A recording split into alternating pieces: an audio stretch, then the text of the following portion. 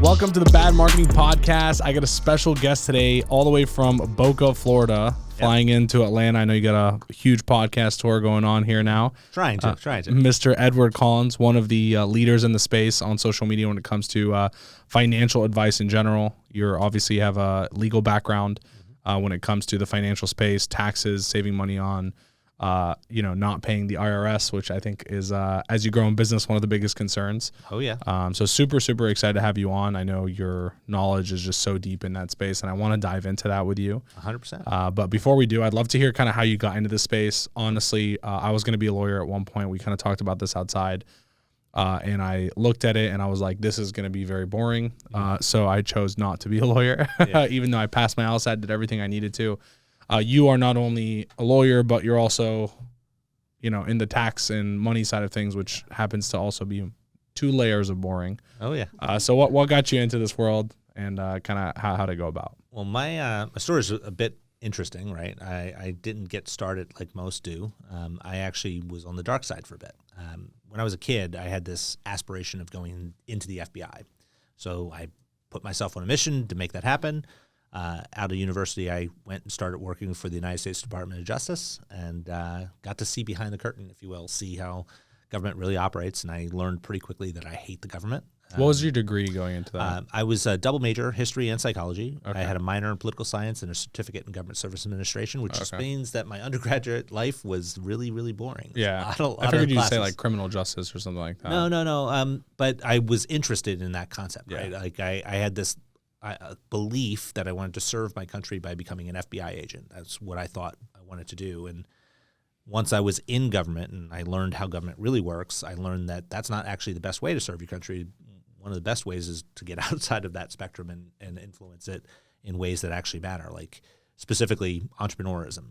And when I handed in my resignation with DOJ, I did so without a plan B. I had gotten to my breaking point and I just made a decision in the moment. But because of my security clearance, I was literally escorted out of the building at that very moment. Oh, really? Oh, yeah. And then, So you had high security clearance? Yeah. I was working in a particular area called political asylum, which, again, it may sound sexy, but it wasn't. I mean, it was definitely an interesting environment. But, they essentially had other people even go into my office, box up all my stuff, and shipped it to me like weeks later. It was like crazy. But when I left, I didn't have a plan B. But I had always had this interest in money. So starting when I was a kid, like I was always interested in the concept of money. So I actually started doing. I lived in New Jersey. I was born and raised in New Jersey. I was doing these workshops at local libraries, teaching people how to budget because it was something I knew how to do generally, but I didn't really have anything else that I could do at the moment. So it was like me just like passing the time. How old are you at this point? I was Mid-20s? in my early 20s. Okay. Yeah, early 20s. I wasn't making any money doing this. Right? Yeah. Like I was charging, I think $5 to attend, and I was spending like $4.50 on like food, and like I was literally making no money. Yeah. And an individual came up to me at one of these workshops and asked me if he could buy me lunch the next day. I'm like, absolutely, I have no money. He's like, definitely buy me lunch. Could you do breakfast too? Yeah, right, exactly. And we went out to lunch, and he said, he started asking a lot of questions. Have I ever given any thought to getting into financial services? And honestly, I hadn't thought about it at all. So I started doing my due diligence, and I made a decision that I wanted to do that. I opened my very first financial planning practice back in 1998. So I predate Google and YouTube. And that's how I got started in the world of finance in general, is by starting a financial planning practice. So most of the time when someone takes someone out to go to a lunch to get them into financial services, it's some sort of network marketing. It was a recruitment type of thing. Okay. I didn't go that route. Okay. But it sparked an interest in me to really do some research. Okay. And I learned about the whole concept of a fiduciary approach to financial services, which is by far the lesser traveled path. The vast majority of financial services is oriented towards something called a suitability approach, which means like if they're going to offer a product or a service to you, it has to be right for people of like circumstance. So Eddie, not necessarily right for you, but for people like you. It's like sort of like the car dealership approach to things. Yeah. Like if you walk into a Mercedes and tell the guy you're looking for a car, I'm pretty confident that they're going to offer you a Mercedes, right? Yeah. Because it's suitable. It doesn't necessarily mean it's right for you, but it's right for people like you. Yeah. And I just didn't really align with that. So I chose to go down the fiduciary path, which by law, a fiduciary is required to put your interests before their own. which just sat better with me. Yeah. So I structured my entire practice around that concept. And again, by far, it is the much less traveled path when it comes to financial services. Really? It is, because it's difficult to really operate that way, because you have to actually really truly understand those that you're serving. You have to serve them from a position where you're truly being value forward, not necessarily doing what's necessarily in your best interest as a business owner.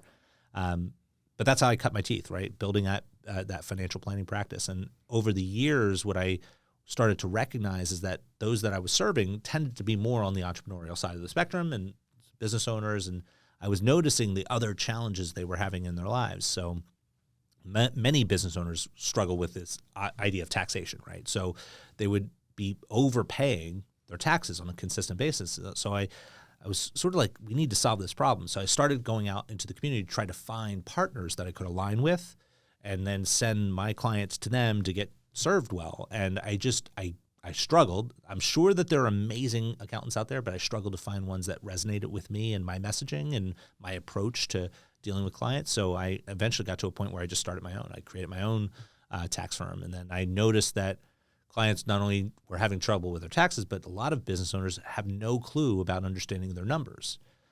So then again, I went out to the marketplace to try to find strategic partners, really didn't find anyone that fit. So I decided to build my own fractional CFO firm. So over the years, that's pretty much how I've built out multiple companies. I've seen a gap in those that I'm already serving. First, try to find someone else that's serving them well and then aligning. But if I could not, I built it. Yeah, I mean, that's pretty much how we built our agency. Exactly. Same thing. We started with Facebook ads, and we're like, we want to do this other service, let's say Amazon. Mm-hmm. Then we shopped other people for Amazon. We referred them out. They didn't do a good job. Then we're like, let's just build our own. Mm-hmm. And in today's world, we're, instead of building our own, we'll just go acquire one that's really good, for example. But quite literally. Yeah, it's honestly the best way to slowly kind of build out a portfolio of companies, because they all will end up feeding each other and helping each other's clients in a way. I think, though, the key point, because I want to make sure that the audience understands, I am a serial entrepreneur. I own multiple companies. But if you really want to build something, you have to start with one thing. Like what you did, you built one firm really, really well, and then you expanded upon it. Like it's easy to add streams of revenue, but if you're looking to create real wealth, you start with building one amazing stream of revenue first. Agreed. So you did all that. That story's kind of like 2000. Yeah, in the 2000s, basically 2010, 2011. Okay. And then I got to a point where all the companies with the right systems in place were really operating without me.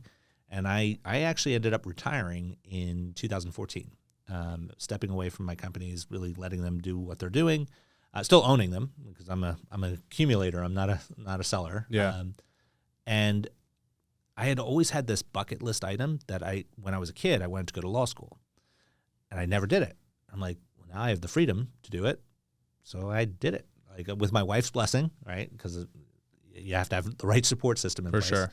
But we had traveled the world. Like we had done stuff. Like there's only so many beaches you can go to and have it be a new experience. Yeah. And after a while, it got to a point where it's, okay, this is time. Like I need to do something. And ultimately, she helped me to recognize that it's time to get out of the house too, right? Yeah. Go back and do something. So I decided to, go to law school. I went to law school to Seton Hall Law. Wow. So how old are you now? Yeah, I'm an adult. Definitely an adult. You're in your 30s? 2013, 2014-ish. Okay. That area. Which is, how old are you now? I'm 48. Okay, so this is like late 30s. Yeah, then. late 30s. Okay. And you decided to go back to law school. Yeah. That's a big. Yeah, I went. But see, here's the thing. Like I went for fun. Yeah.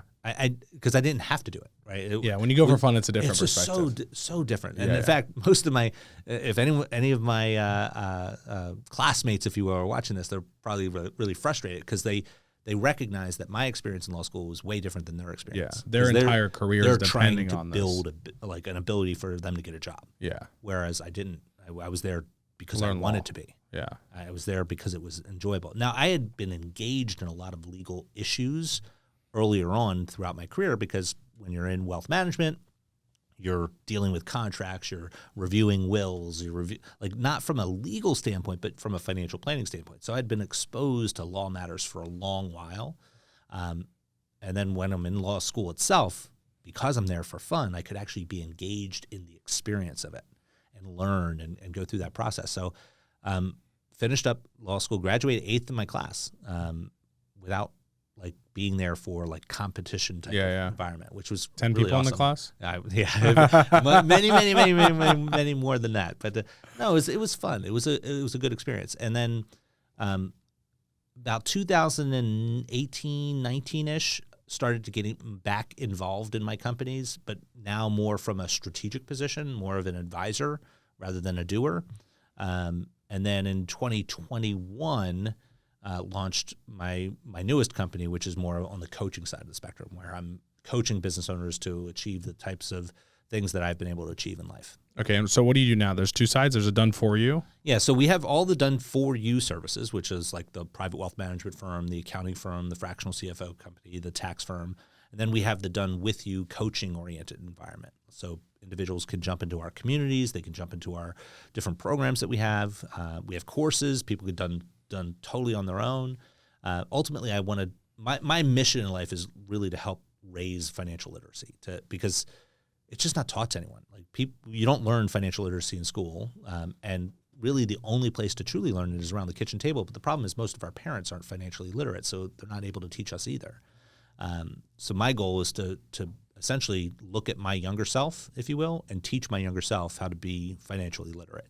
And that's essentially what I think is the reason why we've been able to align with so many individuals, because I'm best positioned to teach my younger self. Like, I've been through that. I've lived that life. And I know what it took for me to get to the other side. Yeah, I know whenever someone, because I have, a very similar mission in a sense, just not on the tax and financial side, right?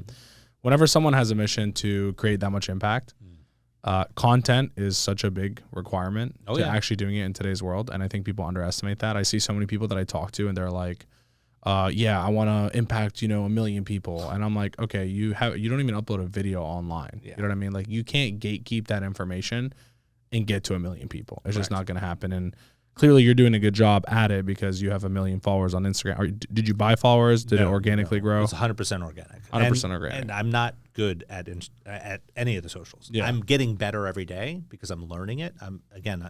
In business, you have to be a student of business, and marketing and social media strategy, that's all a component of today's business environment. So you have to be a student of it. So I'm definitely getting better. I'm nowhere near good yet.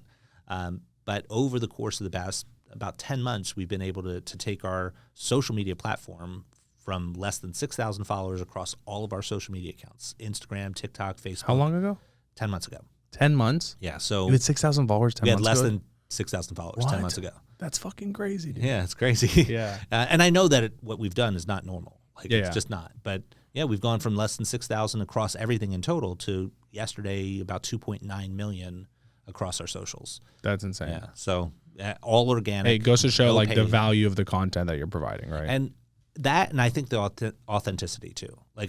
When we were first starting out on social, I was, again, because I didn't grow up with this stuff, my very first social media post ever was in October of 2021. So I didn't grow up in this. Yeah. So, and I did it really bad. I was not good. But I was listening to what everyone else was telling me I should be doing, and I was doing it. I did carousel posts and quote cards and reels and you do all the stitches heads. I did videos, all that sort of stuff. And again, we got no following. And I think I was over scripting things. I was trying to be quote unquote the talking head, and it just didn't work for me. And then one day, so I had started posting. Again, my first post was on October of 2021. I made a commitment because of one of my mentors, Russell Brunson. Yep. He told me I needed to commit to doing it daily. So I made a commitment to posting every day starting in January 1st of 2022.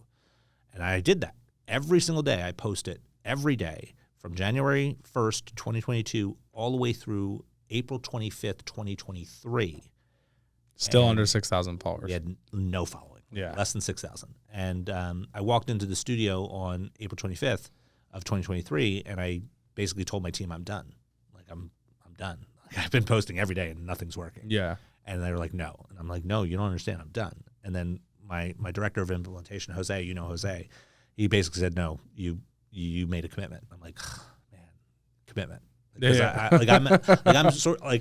get it. You're running your own business too. Exactly. You're like, dude, I've been doing this shit for a year and a half. I'm getting nowhere. A year and a half to a business owner is like 10 years to a normal person. Exactly. And I'm like, okay, well, if we're going to do something, we're going to have to do it different because whatever we're doing is not working. So we looked at the past couple of months as to what was working, and the videos that were at least getting some viewership, they all fell in the same category. They were these reaction videos. And when I say getting some viewership, like at most we had like 150 to 200 views, like at all in total. Really? Yeah, it was like ridiculous. That like bad. We had less than 6,000 followers. Yeah, It was insane. That's crazy. So, but what we were doing different is we were like researching the video, we were scripting it out, we were spending like 5 hours to film like a 60-second spot. Like it was crazy stuff. Yeah. So I said, okay, we're going to do this. We'll do a reaction video, but we'll do it different. Just load something on the phone, hit record, and film me watching it for the first time. And that's what happened. And I watched it, and I'm looking down at my phone, and my face starts doing some weird things. I'm listening to this thing for the first time. I'm like, that's not true.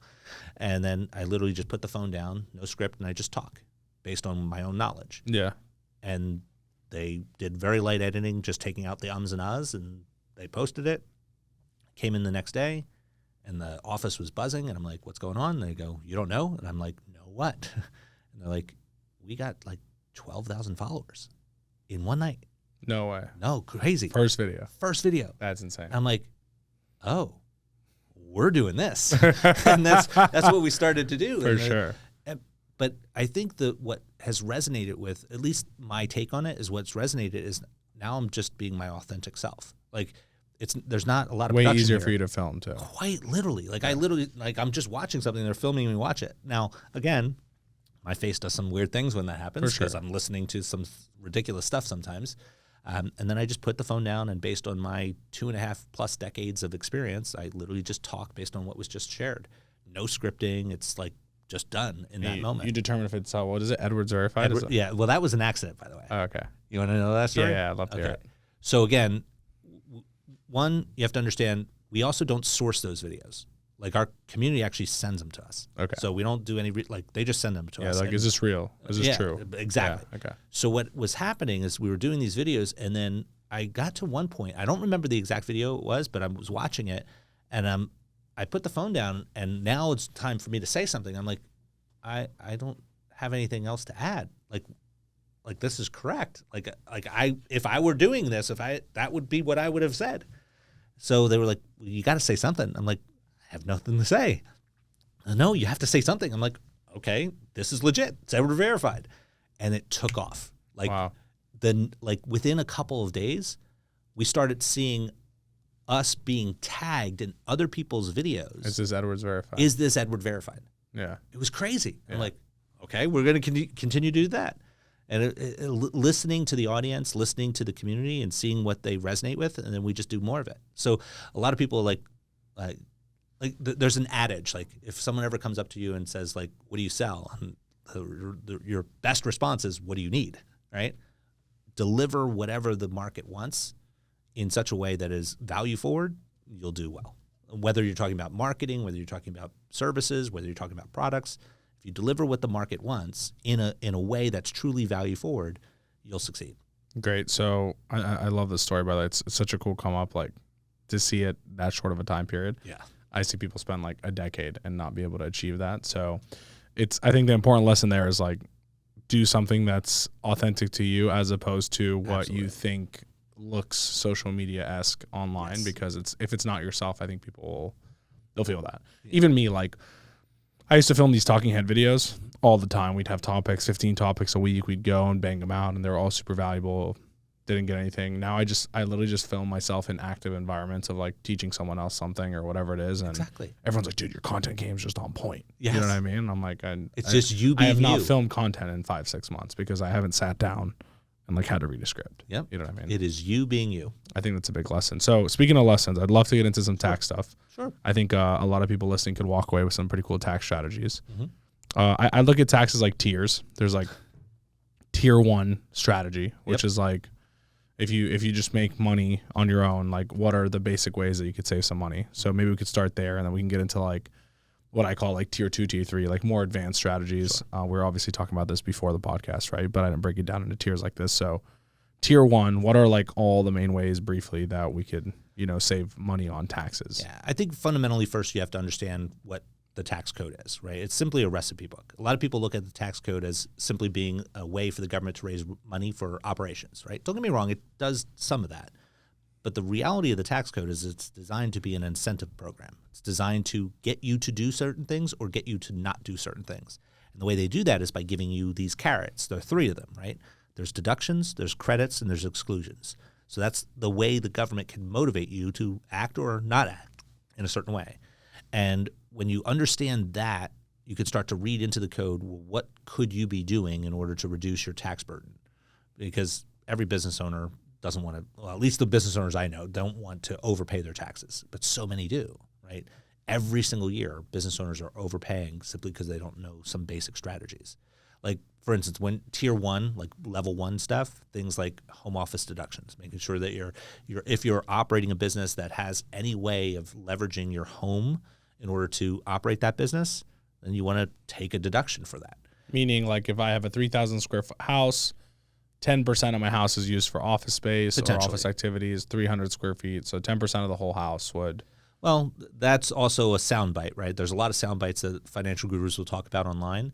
There's a lot more nuance to it than that because you have to go into understanding that there's different types of expenses that are associated with that home office. There's what's called direct expenses, which would be the office itself. Maybe you go and you paint the wall. Yep. That's a direct expense for that office. That's 100% deductible. Makes sense. Whereas your property taxes are a related expense.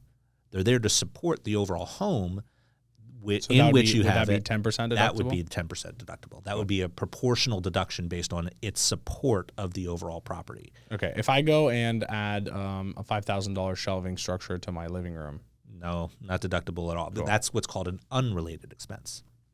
And unrelated would be in no way supportive of the home office itself, right? So property taxes are supportive of the home office. Utility bills, supportive of the home office.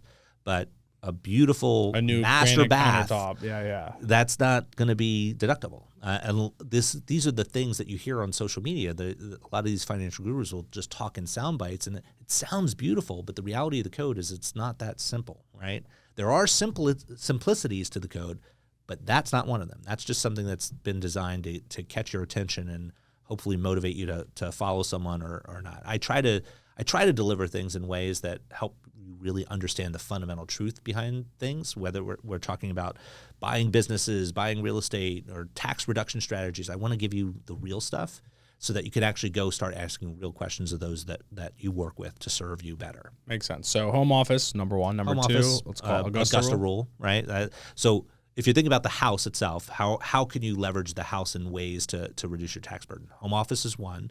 The Augusta rule is leveraging a strategy that essentially was born out of the Masters, right? The whole concept of this one local community that hosts an amazing golf tournament. I'm not a big golfer myself. What I do is more like hide and go seek in the woods. But at the end of the day, a lot of people love it. And therefore, many people travel to see the aptitude of those golfers in the moment.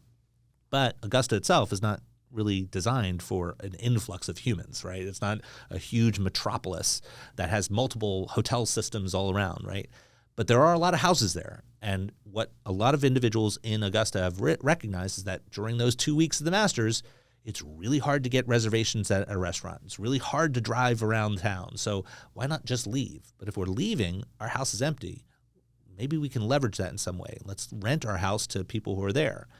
And then enough people had enough friends in Congress to say, hey, listen, we're renting our house for a really short period of time. We're not really actively engaged in renting. Do I really need to pay taxes on this stuff? And again, enough of their friends said no, and they created this rule that says that if you essentially rent your personal residence, whether you own the property or not, if you rent your personal residence to any third party for 14 days or less in a calendar year, you get to receive that income tax-free. It's called an exclusion. That's, I think, one of the most beautiful words in the tax code. It's completely excluded from taxable income. But creative people have recognized that the phraseology there is, I get to rent my property to a third party. If you have the right type of business structure in place, your own business can be a third party. And you could potentially rent your property to that business, which you own. Your business would pay you rent, so the business gets a deduction in its taxable income because it's paying rent. It's a rent expense. but you get to receive the money as an exclusion. So you get a deduction for the business and get to keep the money tax-free. That's essentially how the Augusta rule works. Now, again, there's more nuance to it. Of course. But for the general public to kind of understand. Yeah, so the question, again, if you're hearing any of these foundational principles, any of these concepts, I would encourage you to go back to those professionals that you work with in your life and start asking more informed questions. And the best way to do that is by simply adding one word to the beginning of your question. Instead of saying, can I use the Augusta rule? Never ask a can question of a financial professional because it's so much easier for them to say no because it forecloses them from responsibility and work. The best way to do it is to simply add the word how before it. How can I leverage the Augusta rule? Get them on the same side of the table to be creatively involved in solution making for you.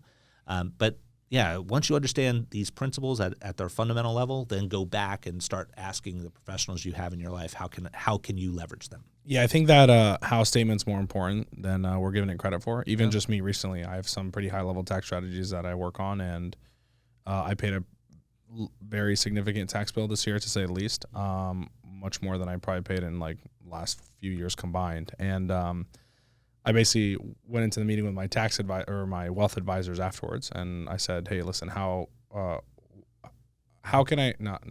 Before I said, "Can I get this to zero next year?" Yeah. It's kind of technically this. You could put more money in your captive insurance, blah blah blah. And I was like, "Okay, great. Let me rephrase that. How can I make sure that next year this is $0?" Yep. Well, your wife would have to become a real estate professional. Oh, okay, cool. Now we're talking. Exactly. Like what else can I do I know I have way richer friends than me paying zero. Yeah, so the power of how is amazing because how creates this creative solution problem, right? This problem-solving type of environment where you're trying to get them to think critically with you. And because they may have been exposed to things in a variety of different ways within their financial life and their academic life, now you're calling on them to think about that critically and problem solve. And so many don't do that. So many just simply go to their accountant and say, "Can I do something?" The accountant says no because it's easy, right? Oh, yeah, for it's sure. so much easier for them to say it's no. Like, who's going to have to do this? I am. Exactly. No is the answer. Yep. Cool. What's like a third level one strategy? And we can move on to some more advanced stuff. I mean, making sure that you're deducting your travel the right way for business. Like if you're going on a vacation, how can you potentially turn that vacation into a business trip, right? So, for instance, if you and your spouse are business partners and there could be a strategic reason for you to be having a meeting outside of your home area. In Portugal on the beach. Yeah, there's ways to do it. Now, again, it's not necessarily easy, but there are simple approaches you can apply. Like there's just understanding the concept of a business deduction itself, right? Under the Internal Revenue Code, there's two tests in order to determine whether or not something is legitimately deductible. It's called ordinary and necessary. It's under Section 162A of the Internal Revenue Code. And under 162A, you must meet both tests. So no matter what the deduction is, it must be both ordinary and necessary. Ordinary means for your business, this is a normal expense, right? People in your industry normally spend this money. But it also must be necessary. The example I give is like if you were a bakery, it's pretty normal for you to buy an oven, right? You're a bakery. That's a normal expense. But remember, it's a two-part test. It also must be necessary. So if you're a bakery that has 11 ovens and you have no room for a 12th and you go and buy a 12th oven and you get audited, it is likely that you will lose that audit because it was not necessary, right? You have to be both. So if you're talking about travel deductions, is it ordinary? Well, maybe. Depends on what industry you're in, whether or not this is something that is normal in your industry. Is it necessary? Was it necessary to go to Portugal for that type of event? Maybe not, right? And that's where substantiation comes in. How can you potentially substantiate the necessity of doing whatever it is that you're doing, whether you're talking about going to Portugal for a business event or buying a vehicle and trying to depreciate that through 179 and 168K of the Internal Revenue Codes. Like understanding the fundamental core principle that the driving force behind it is that all business deductions must be both ordinary and necessary. And if you take that lens and view things through them, it helps you avoid problems. Now, don't get me wrong. A lot of people will do things and not get caught, but that's not a strategy. Yeah. Right? That's not a strategy. You want to make sure you're doing things the right way. I love that. So let's move into some like higher level strategy stuff. Sure. Back to the real estate thing.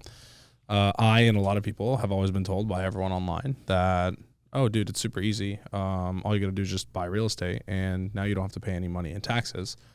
What's your take on that? And let's talk about strategies that we can use to be able to write down my taxes. Sure. On its face, it's not true, right? You simply buying real estate does not necessarily save you on taxes. It has to be the right structure in place. Back in prior to 1986, there was really a free for all. It was the wild, wild west when it came to real estate and getting deductions, right? Specifically, there's this concept called depreciation, which is essentially a phantom loss or a phantom expense that you get to reduce your taxable income by a depreciable amount. And by having that reduction, you get to pay less taxes. And prior to 1986, it didn't matter what you were investing in. If it had a depreciable loss, you could apply it against any income you were earning, right? And a lot of medical doctors, this is where this particular issue came about. A lot of medical doctors around the country were actually sending dollars to these investment firms that were using those dollars to invest in real estate, and then sending back to those medical doctors depreciable expenses, right? This depreciation expense.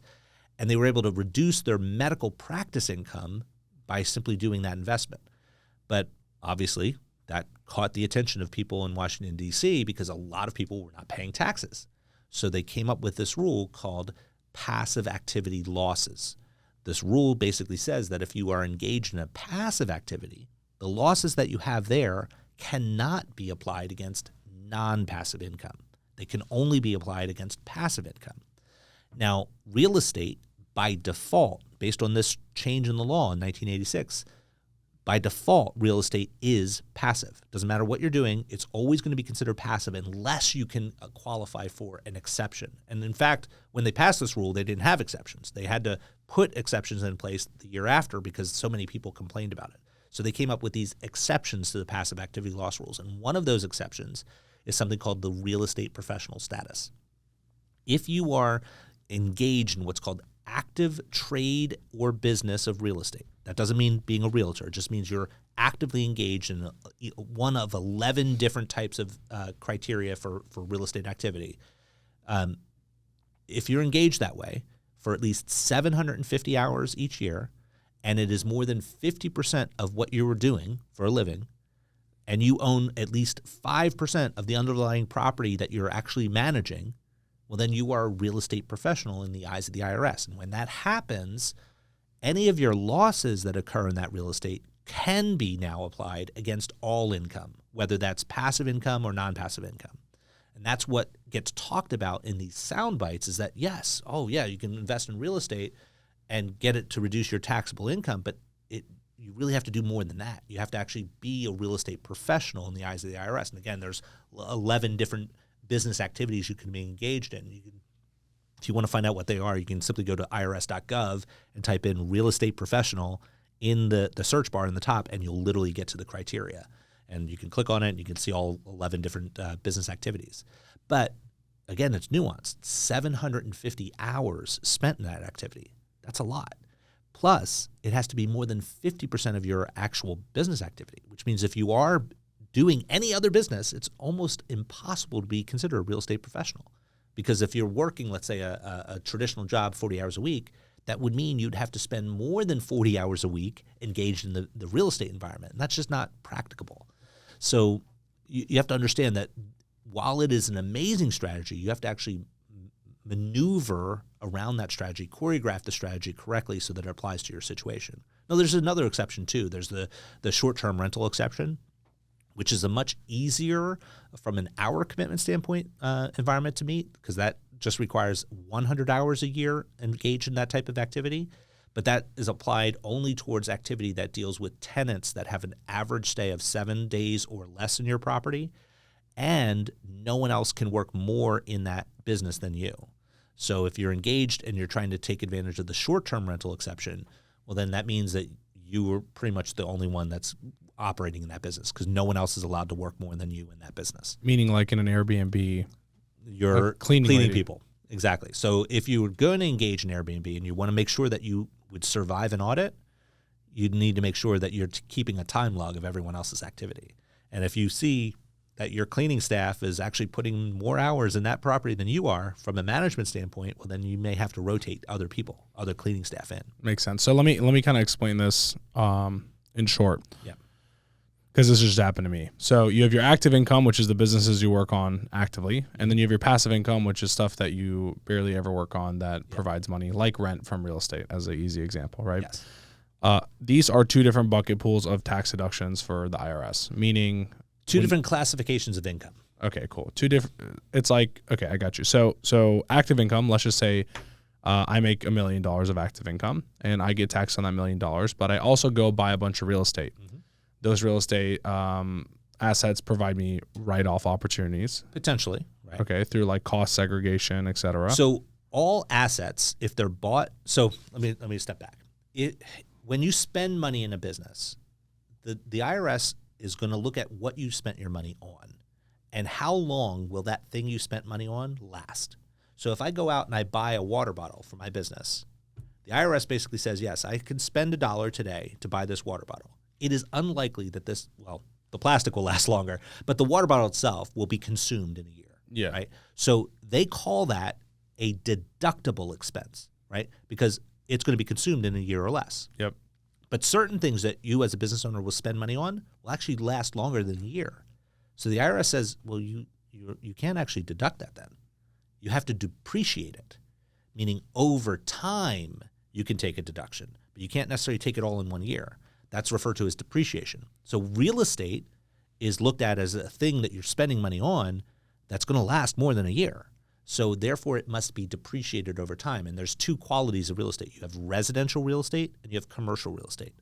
Residential real estate, and again, don't ask me why the IRS came up with these numbers, but residential real estate, the IRS says, is depreciable over 27 and a half years.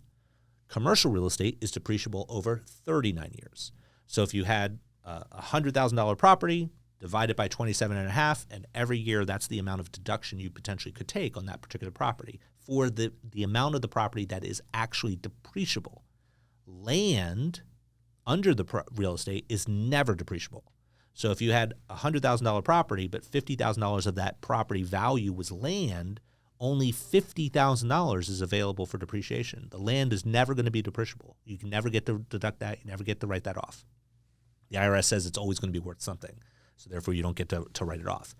And when you're looking at buying real estate for depreciation reasons, well, yeah, it sounds nice that maybe I pay $1 million for a property. Let's say $1 million to $300,000, because maybe $300,000 of the value is land. Millions so of million is the property. Well, yes, it sounds nice because now I get to essentially divide that up, let's say by 27 and a half years, and every year I'm going to get a chunk of money to reduce my taxes. Well, one, we have to recognize that real estate, as by default now, since 1986, is going to be considered passive. And there's a rule that says passive losses can only be used against passive income. That's it. So in this example, 35 grand a year is depreciation. Okay. I make $100,000 a year in my active income. Mm-hmm. I cannot apply that $35,000 towards my $100,000. No. I can only apply it to against the rent of any passive income property that I have. Correct. What about dividends from stocks? Is that passive? Nope. That's capital gains? That's capital gains. Tough. Potentially going to be taxed as, depending on what you're doing. Obviously, capital gains treatment for dividends is going to be at either 10%, 0%, 10%, or 15%, depending on what overall taxable income you have. Yep. Now, there are ways where I can forward that depreciation instead of I mean, if you don't use it all in a given year, you get to carry it forward. But there are ways to accelerate your ability to use depreciation in year one. Remember, we had to divide it over time. Well, there is something called cost segregation in real estate. And what that essentially means is when you look at the real estate itself, there's a lot of different stuff inside of that property, right? Can I give the example and you tell me Please. if I'm wrong? Okay, we look at a building and the window depreciates over 7 years, whereas the roof depreciates over 30 years. Yeah. Example, right? So in the example that you're giving me where it says 27 and a half years, that's the general way. It's like the equivalent of a standard deduction for mileage on a car. Yeah. So the IRS actually has a phrase for it. It's called an impermissible method. Like depreciating a piece of residential real estate over 27 and a half years, which is what they tell you to do, they actually call it impermissible because it's not right. Because you're essentially taking all of the different components of that property and treating it as if it's the same thing when it's not. Your floor has a different depreciable life. The cabinets have a different, the countertops, like all that stuff, all those separate components have different useful life. So what the IRS says is that, well, if you can actually break it apart, that's what we would prefer. And that's what a cost segregation study is. It's a formal study of that property where experts come in and they take a look at all the different components and then they categorize all of the stuff that is 5-year property, 7-year property, 15-year property, et cetera. And there's this rule in tax code that basically gives you the ability to accelerate anything that has a useful life of less than 20 years. You can accelerate that all into year one. And the particular section in the code is called Section 168K of the Internal Revenue Code. And that acceleration process gives you the ability to accelerate to year one, but there's also limits. Every year there's a limit. Like this year, there's a limit of 60%. So whatever the value was, go max 60% of the property. Maximum 60% of that depreciable life that's less than 20 years. So there's a rule of thumb, right? Of the depreciable life, not of the total property. Correct. So if I have $1 million property, if I have $1 million property, 500,000 is depreciable under 20 years. I can only take 300,000 and apply it towards. Correct. Okay, cool. Yeah. So when you look at a rule of thumb, again, it's going to be dependent upon the underlying property, but on average, if you take absent land, like minus land value from the equation, about 1/3 of your property is likely to fall into a useful life of 20 years or less, about 1/3. So on that $1 million property, you're looking a little bit more than $300,000 or so of useful life 20 years or less. And then that's going to get capped at 60% in 2024. Now, there was a law that passed the House, but has not yet gone into the Senate, which is aiming to increase that cap up to 100%. So whatever the value would be to give you the ability to depreciate 100% of that depreciable life that's less than 20 years. So in this scenario, the 300,000+ all in 1 year. Now that's an amazing strategy, right? Like it gives you the huge ability to reduce your taxable income. But there's a lot of rules. So you have to follow those rules. It's not as simple as just going out and buying real estate. You have to either be a real estate professional or you have to engage in the short-term rental exception. And either, if you're married, either of you can qualify. You don't both have to qualify. Just one spouse in a married couple. But if you're not married, that's you. You have to qualify. And if you're doing something else, it's very, very hard to qualify. Makes sense. That's super insightful. So in summary, passive, active are completely different. Yes. Everyone online preaches that you can write off all your income on real estate. That's not true unless you are a real estate professional. Correct. Or you follow this loophole of the short-term rentals where Correct. you're only spending 100 hours a year. Yep. Short-term rentals, but you have to be the primary person who's spending the most amount of time. No one else can work more in it than you. Even the cleaning lady. Even the cleaning person. Love it. Super, super insightful because I, along with everyone else online, has been lied to their whole life. Pretty much. Last year, I spent 7 figures on real estate of like cash money. Yeah.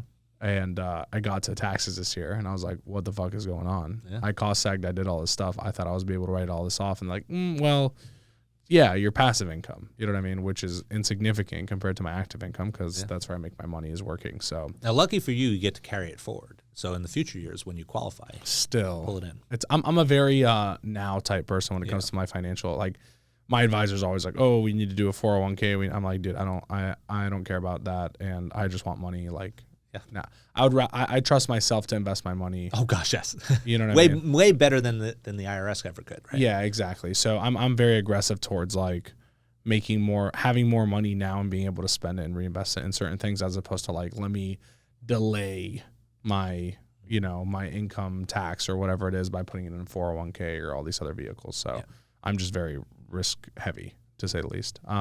Cool. Great strategy number 1. Strategy number 2. Let me ask you this question. Do you have any charitable causes that you care about?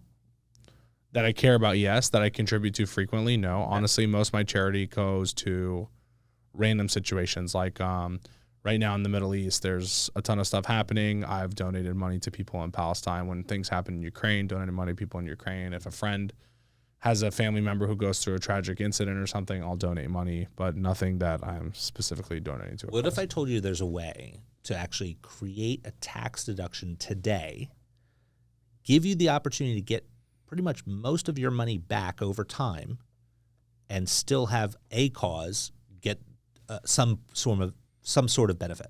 Yeah, I would love to. I would just ask how much time. Okay, so there's this thing called a charitable remainder unit trust, right? It's an ability for you to essentially create a charitable trust that is designed to benefit an end cause. But when you put money in there, there's a calculation that's being done to determine what is the ability for you to reduce your taxes today. And then over a period that you get to set, you get to pick what that time frame is. Over that time frame, you get to actually withdraw money from that based on a set understanding process. So let's use an example because I think it's always easier. Let's assume for the moment that you wanted to put $1 million into the charitable remainder trust, and you wanted to, over the course of the next 10 years, withdraw $100,000 from that. So every year you're taking $100,000 back to yourself. Whatever's left in the trust at the end of the 10 years will go to the charity that you've named. And you get to figure out how that money gets invested. You get to direct it entirely. That gives you your money back, but you still get a tax deduction today for doing it. And what if you carved out a dollar amount that you're not going to use for a particular purpose, at least not all now, but over time maybe you're using it, you're withdrawing that $100,000 every year, and you use that to go out acquire real estate or businesses or find new streams of income for your existing business. Totally fine. That money that you pull out is not going to be taxable to you because it's just a return of your own principal. You get a tax deduction still for doing it, all in year one, and a cause that you care about gets named. What's my tax deduction on year one on the $1 million? It depends on the circumstance. So it's a calculation based on how much you're taking out. It could be a percentage, 30%. It could be 40%. There's a variety of different things. It's all going to depend on what is your calculable return, how many years you're going to do. It's a formula. Okay. But your advisor, I would suggest that you talk with a tax attorney that's dealing with this, or a state attorney, because they'll help you actually structure it the right way, and then you'll be able to figure out what your deduction is.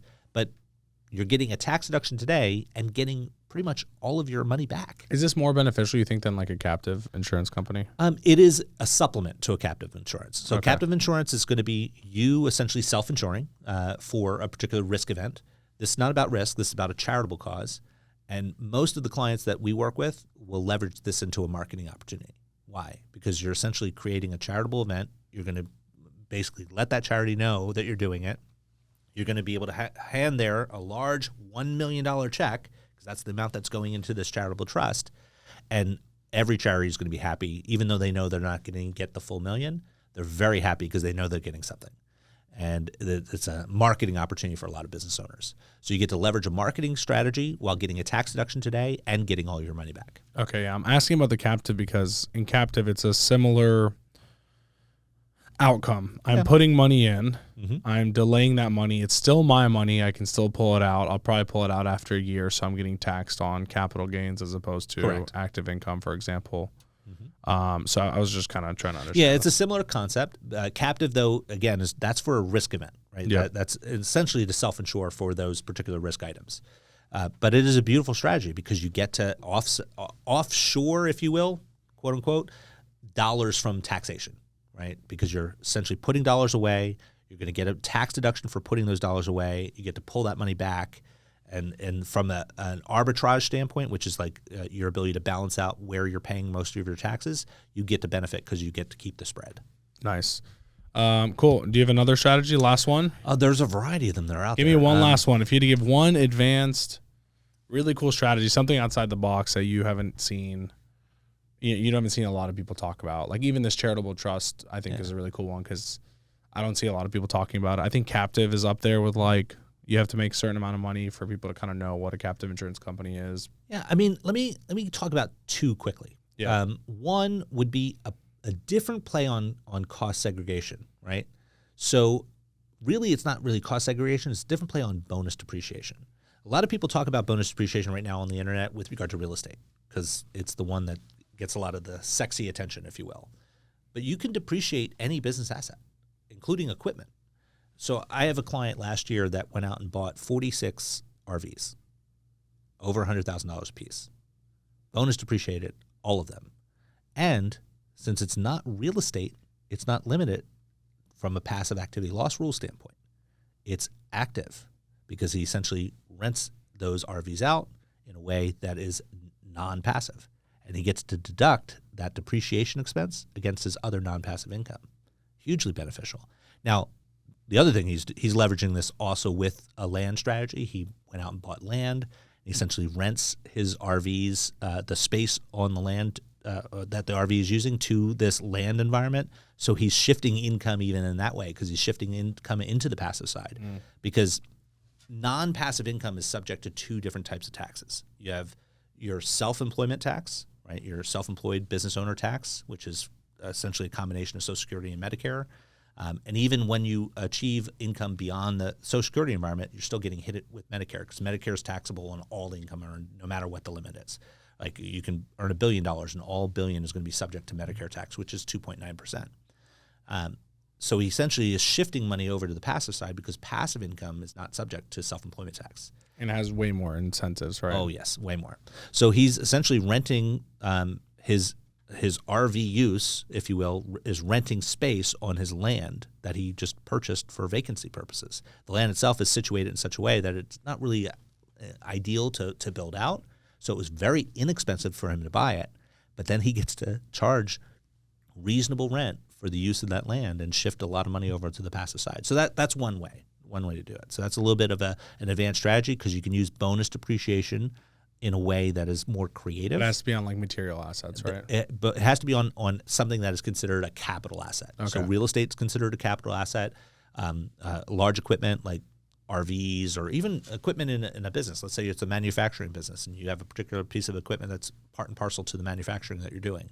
That is all available for bonus depreciation. Nice. You also have things like credits, right? So there's three carrots that we talked about. You have deductions, credits, and exclusions.